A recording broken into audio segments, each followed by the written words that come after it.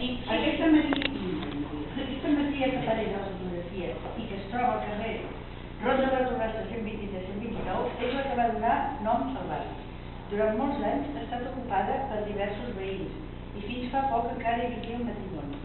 Ara l'Ajuntament el volia destinar a centre obert d'esplai per a infants i joves, però les obres prèvies a l'adequació han quedat aturades per poder estudiar les restes arqueològiques que s'han trobat i que corresponen a una fortificació medieval que havia quedat amagada darrere les construccions modernes.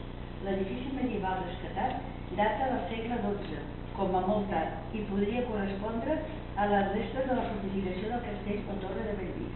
Des del segle X se sap de la presència d'un castell i la seva existència està documentada des del segle XII.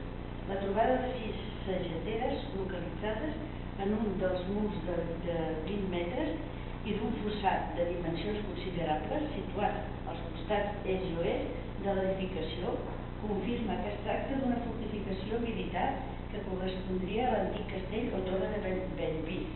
Aquest castell estava situat estratègicament sobre el talús que separa el Saguntà de la Marina, per la qual cosa dominava cap al sud Santa Eulàlia, el camí ral i el mar, i cap al nord, amb el mur fortificat, el pas per les terres altes.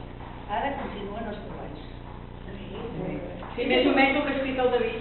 Un resum de que són copiats d'aquí. Sí, bueno, clar, igual ens l'ha passat.